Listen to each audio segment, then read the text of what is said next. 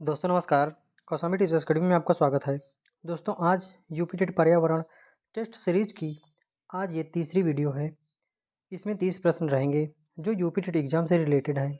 दोस्तों जो भी आपको सॉल्व करवाया जाएगा सभी प्रश्न इम्पोर्टेंट रहेंगे, क्योंकि इन्हीं प्रश्नों को पढ़कर हमने भी 2 बार सीटेट और 2 बार यूपी टेट क्लियर किया है। सीटेट में प्रश्न थोड़ा लेंदी रहते हैं, पर यूपी टेट में वन लाइनर प्रश्न पूछे जाते हैं। यदि आप ध्यान से सभी वीडियो को देखेंगे तो आपके भी अच्छे अंक आएंगे। तो दोस्तों आइए आज की क्लास हम लोग स्टार्ट करते हैं।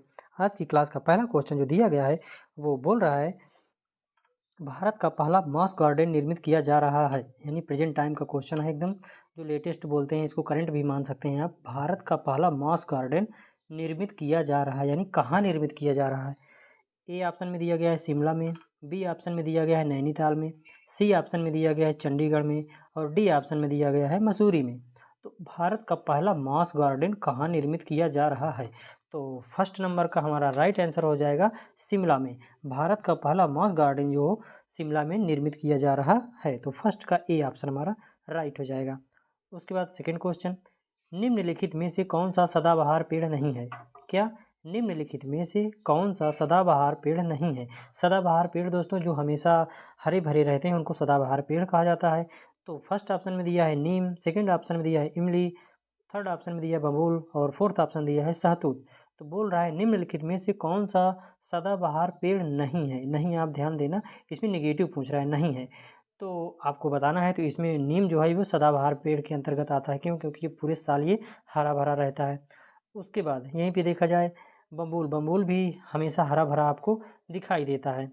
उसके बाद सहतूत भी हमेशा हरा भरा दिखाई देता है, लेकिन इमली जो है ये सदाबहार पेड़ के अंतर्गत नहीं आता है।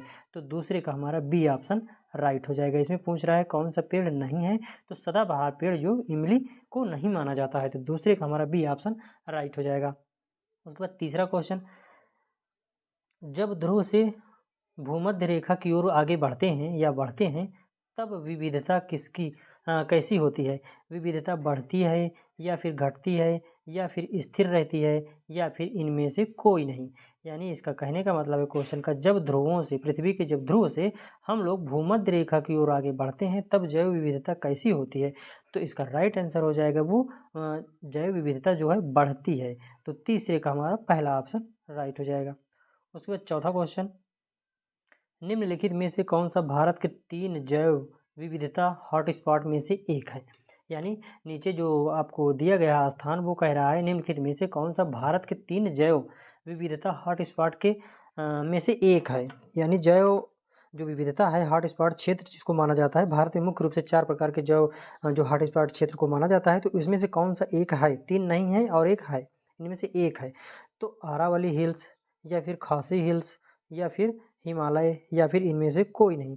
तो इसमें दोस्तों जो हमको ये हॉटस्पॉट क्षेत्र जो 4 हैं भारत में हमें बताया गया है या हैं, तो उसमें से एक होता है हिमालय, एक होता है पश्चिमी घाट, एक होता है इंडो वर्मा, एक होता है सुंदरलैंड या सुंदरवन। तो इन चारों में से एक हमारा जो हिमालय इसमें दिख रहा है, तो यही हमारा राइट आंसर हो जाएगा। इसमें बोला है कि भारत के 3 जैव विविधता हॉटस्पॉट में से एक है, तो ये हिमालय जो है क्या है, जैव विविधता हॉटस्पॉट क्षेत्र में से एक है, तो ये हिमालय राइट हो जाएगा। तो फोर्थ का हमारा तीसरा ऑप्शन या सी ऑप्शन राइट हो जाएगा। उसके बाद पांचवा क्वेश्चन, अधिकतर पेड़ पौधे पाए जाते हैं, अधिकतर पेड़ पौधे कहाँ पाए जाते हैं?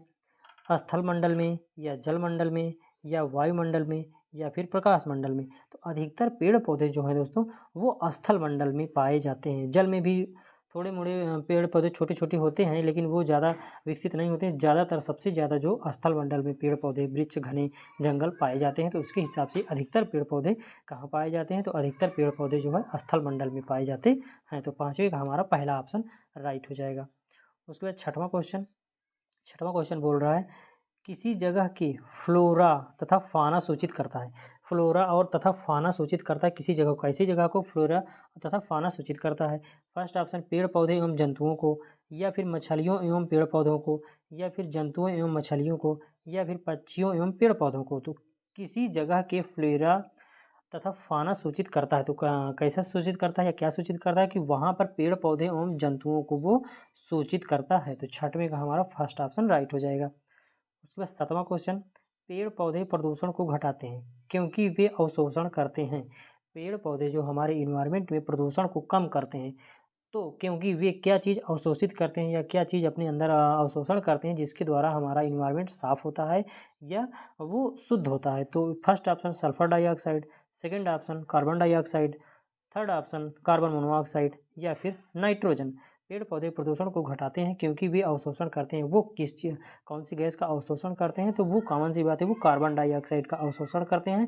क्यों? क्योंकि पेड़ पौधे कार्बन डाइऑक्साइड ले करके हमको ऑक्सीजन, जिसको हम प्राणवायु के नाम से भी जानते हैं, उसको देते हैं। तो वो कार्बन डाइऑक्साइड को अवशोषित कर लेते हैं और ऑक्सीजन को हम हमारे लिए छोड़ते हैं। तो ये क्या है? अवशोषण करते हैं। क्या अवशोषण करते हैं? वो कार्बन डाइऑक्साइड अवशोषण करते हैं।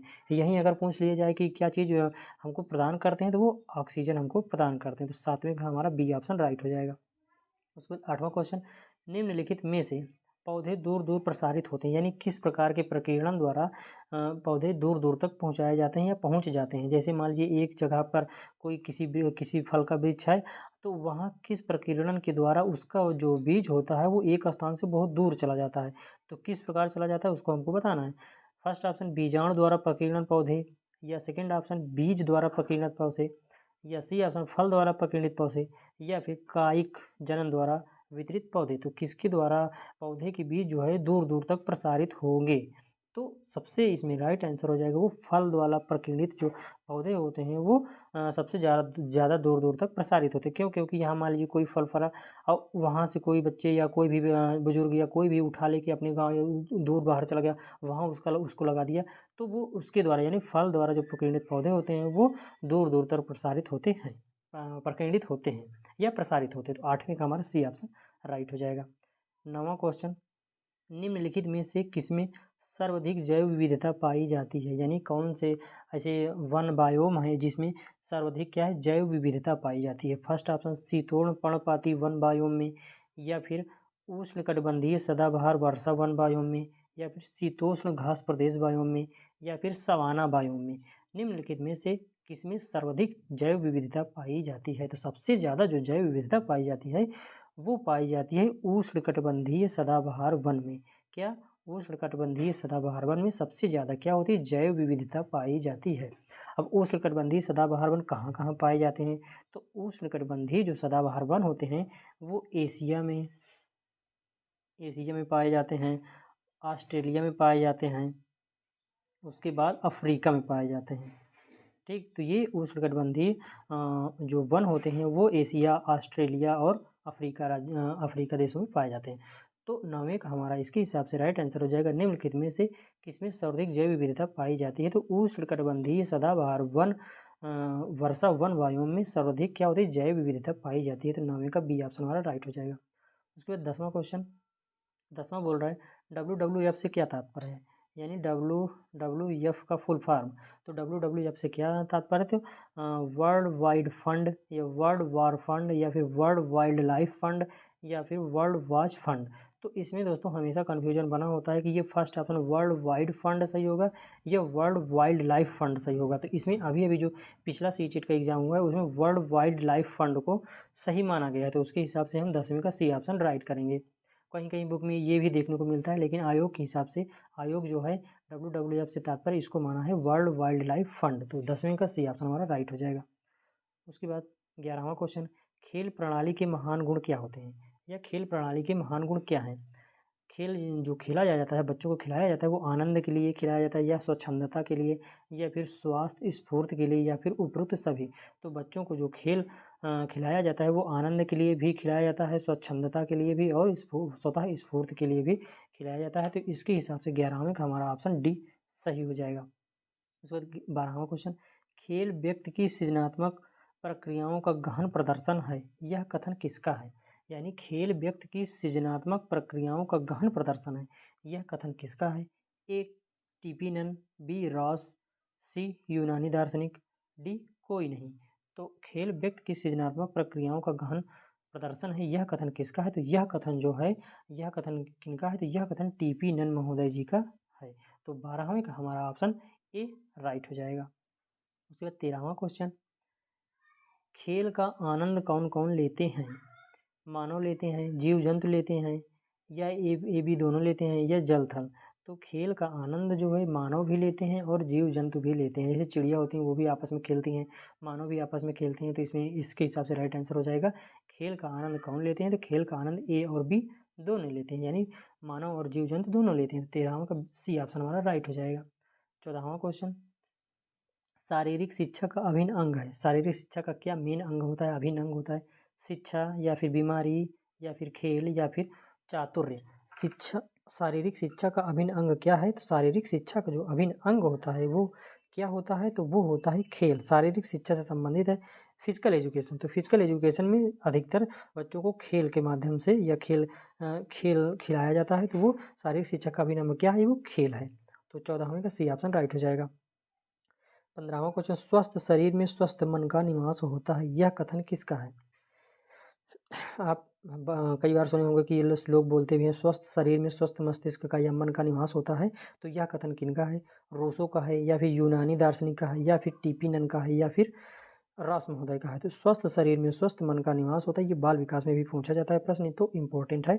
तो स्वस्थ शरीर में स्वस्थ मन का निवास होता है, यह कथन किनका है? तो यह कथन यूनानी दार्शनिक, और यूनानी दार्शनिक कौन थे? तो यूनानी दार्शनिक जो है अरस्तु। तो यह कथन यूनानी दार्शनिक अरस्तु महोदय जी का है। क्या स्वस्थ शरीर में स्वस्थ मन का निवास होता है, यह कथन किनका है? तो यह कथन यूनानी दार्शनिक अरस्तु जी का है। तो 15वें का बी ऑप्शन हमारा राइट हो जाएगा। उसके बाद 16वां क्वेश्चन, कौन से खेल बच्चों के मानसिक विकास के लिए योग है? यानी मानसिक विकास के लिए कौन सा खेल सबसे उपयोगी होता है या उसके अच्छाई के लिए होता है? तो कौन सा खेल है? शब्द निर्माण खेल या फिर इंड का खेल या फिर चेस खेल या फिर उपरोक्त सभी?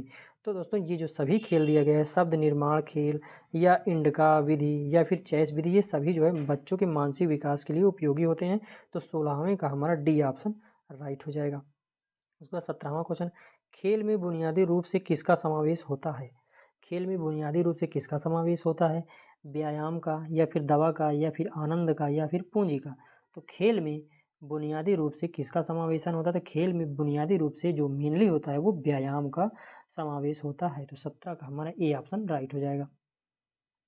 18 क्वेश्चन, 18वां बोल रहा है किसमें किसमें प्रचुर मात्रा में व्यायाम मिलता है, यानी कौन से ऐसी विधि है या किसमें जो प्रचुर मात्रा में व्यायाम मिलता है? तो व्यायाम किसमें मिलता है? खनिज में या खेल में या फिर शिक्षा में या फिर रोजगार में? तो सिंपल सी बात है, व्यायाम से संबंधित खेल होता है तो खेल में प्रचुर मात्रा में क्या मिलता है? व्यायाम मिलता है। तो 18 का बी ऑप्शन हमारा राइट हो जाएगा। 19, पूर्वावृत्ति का सिद्धांत का प्रतिपादन किसने किया? पूर्वावृत्ति का सिद्धांत का प्रतिपादन जो है ए स्टेनली हॉल, बी रॉस, सी यूनानी दार्शनिक या फिर डी लॉर्ड केम्ज? तो पूर्वावृत्त का सिद्धांत जो दिए थे वो दिए थे स्टेनली हॉल महोदय, जो दिए थे क्या दिए थे? पूर्वावृत्त का सिद्धांत स्टेनली हॉल महोदय जी दिए थे। तो 19 का हमारा ए ऑप्शन राइट हो जाएगा। उसके बाद, खेल बच्चों में प्रचुर ऊर्जा का निरुच्छेय व्यय है, कथन किसका है? यह कथन किसका है? तो यह कथन रास का है या फिर हर्बर्ट स्पेंसर का है या फिर नन का है या फिर जीटीडब्ल्यू का है? तो यह कथन किसका है? तो यह कथन जो है हर्बर्ट स्पेंसर महोदय जी का है। तो 20 का हमारा बी ऑप्शन राइट हो जाएगा। उसके बाद 21 क्वेश्चन, निम्नलिखित में से किसके उत्पाद का केंद्र मेरठ है? यानी किसके उत्पाद का केंद्र मेरठ है आपको बताना है। तो फर्स्ट ऑप्शन में दिया गया है जूता चप्पल, सेकंड ऑप्शन में दिया गया है खेल के सामान, थर्ड ऑप्शन में दिया गया मिट्टी के बर्तन, फोर्थ ऑप्शन दिया रबर के उत्पाद। तो मेरठ जो किस चीज़ का उत्पादक केंद्र माना जाता है? तो मेरठ जो है वो खेल के सामान के लिए उत्पादक केंद्र माना जाता है। ये मेरठ यूपी में है, तो यूपी से संबंधित एग्जाम होता है, इसी कारण से यूपी के कुछ प्रसिद्ध स्थानों के बारे में भी पूछा जाता है। तो निम्नलिखित में से किसके उत्पाद का केंद्र मेरठ है? तो खेल के सामानों के उत्पाद का केंद्र मेरठ को माना जाता है। तो 21 का हमारा बी ऑप्शन राइट हो जाएगा। उसके बाद 22 क्वेश्चन, निम्नलिखित में से गलत युग्म को इंगित कीजिए या पहचानिए। कन्नौज में इत्र एवं तेल बनाया जाता है या फिर मिर्ज़ापुर में कालीन या फिर मुरादाबाद में पीतल के बर्तन, आगरा में चाकू तथा कैंची? तो कौन सा जो क्षेत्र है किसके लिए प्रसिद्ध है? तो इसमें क्या गलत युग्म को आपको छांट के बताना है। तो कन्नौज को इत्र नगरी भी बोला जाता है, तो इत्र एवं तेल यहाँ इत्र और तेल का उत्पादन किया जाता है, तो ये कन्नौज सही है। मिर्ज़ापुर कालीन के लिए भी प्रसिद्ध है, ये भी सही है। मुरादाबाद में पीतल के बर्तन बनाए जाते हैं, इस पीतल के बर्तन या बर्तनों के लिए प्रसिद्ध है। लेकिन आगरा में चाकू और कैंची नहीं बनाया जाता, आगरा का पेठा मशहूर है, आप सुने होंगे आगरा का पेठा मशहूर है। तो आगरा पेठा के लिए प्रसिद्ध है। इसमें क्या है, गलत युग्म छांटने के लिए बोल रहा था, तो यही गलत है। क्या डी ऑप्शन हमारा क्वेश्चन के हिसाब से सही हो जाएगा। लेकिन आगरा में किस चीज़ के लिए फेमस है, वो आगरा पेठा के लिए फेमस है। तो 22 का हमारा डी ऑप्शन राइट हो जाएगा।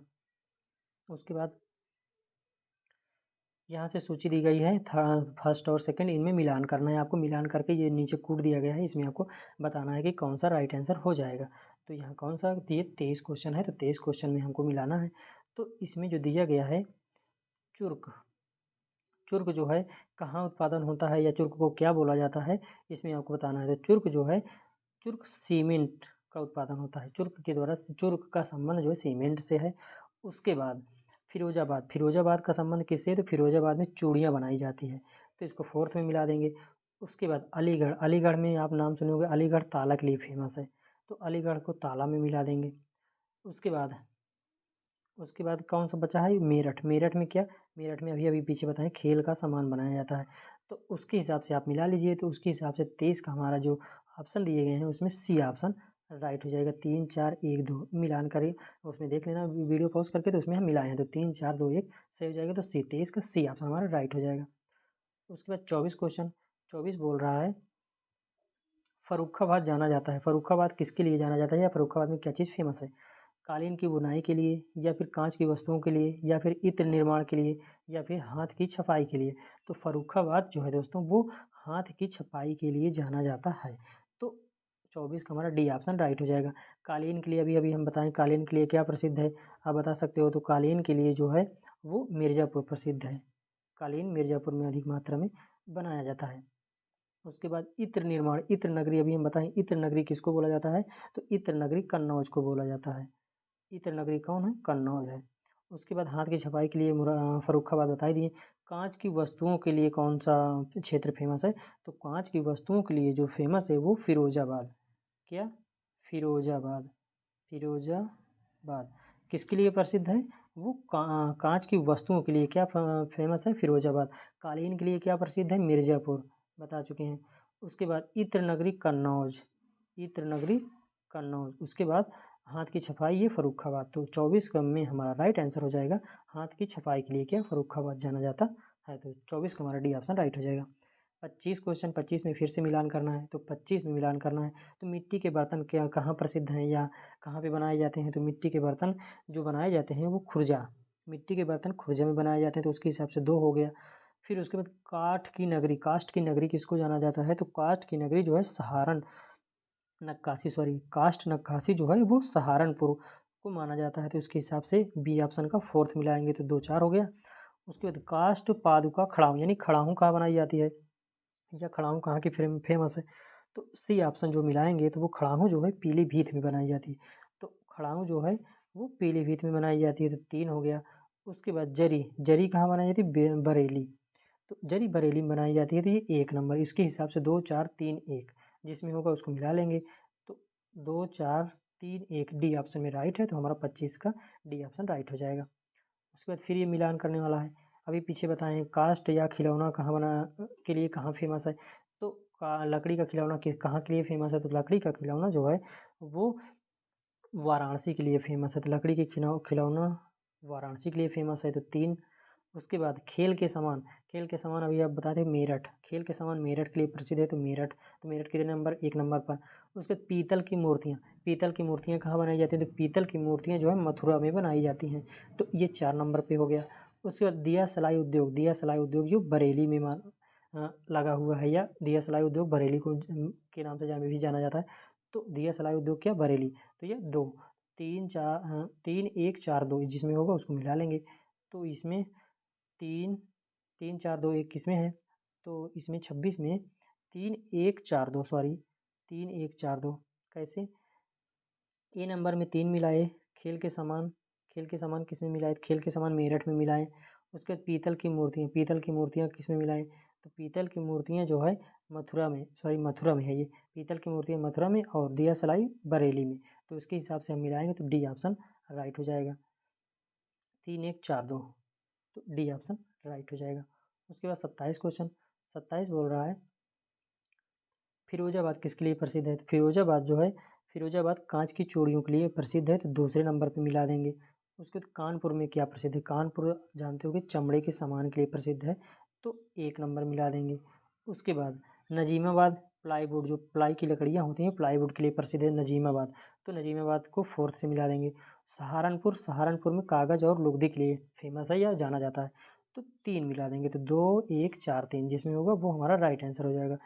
तो 2, 1, 4, 3, 2, 1, 4, 3 ये सी ऑप्शन में है, तो 27 का सी हमारा राइट हो जाएगा।